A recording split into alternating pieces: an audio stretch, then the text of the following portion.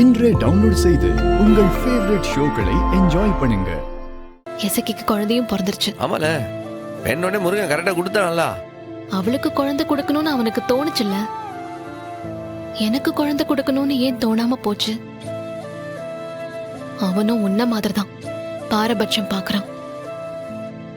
தங்கச்சிங்கன்னா மட்டும் உடனே கண்ணை திறந்துருவான். எனக்கு நான் கண்ணே தெரியாத மாதிரி அந்த பக்கம் திரும்பிக்கிறான். ஏமல, நீ அவனெல்லாம் அவ்வளவு தப்பா நினைக்காத. நல்ல பையன்.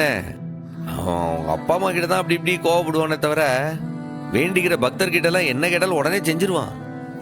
அவனுக்கு என்ன வேலையும் தெரியல. அதான் நீ கேட்கும் போது கொஞ்சம் லேட் ஆகுது, அவ்வளவுதான். கண்டிப்பா கொடுத்துருவேன். இசக்கிக்கு முன்னாடியே நமக்கு கல்யாணம் ஆயிடுச்சு.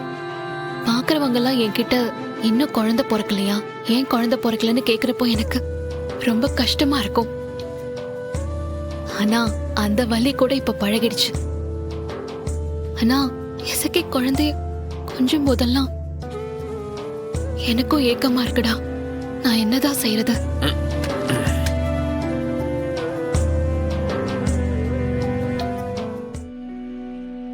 ஏம்ல, நீ ஒரு டாக்டர், உனக்கே தெரியாதா? நமக்கு எசைக்கு முன்னாடி கல்யாணம் ஆனாலும் ஃபர்ஸ்ட் நைட் எப்போ நடந்தது? இம்பட்டு நாள் இந்த குடும்பத்துக்காக எல்லாத்தையும் ஓர வச்சுட்டு நான் தரையிலையும் நீ பெட்லையும் தானே படுத்துட்டு இருந்தோம். பாரு, எல்லாம் நடக்கும்ல, நிச்சயம் நடக்க. சரி, தூக்கம் வருது, படுக்கலாமா? ஏம்ல, முருகன் கிட்ட வேண்டிக்கிட்டு அப்படியே படுத்து தூங்கிட்டு எல்லாம் நடந்துடுமா? சண்முகத்துடைய வேண்டுதலையும் ஏத்துக்கிட்டானே, அப்பதான் நடக்க. சீக்கிரம் போய் லைட்டா பண்ணுவா.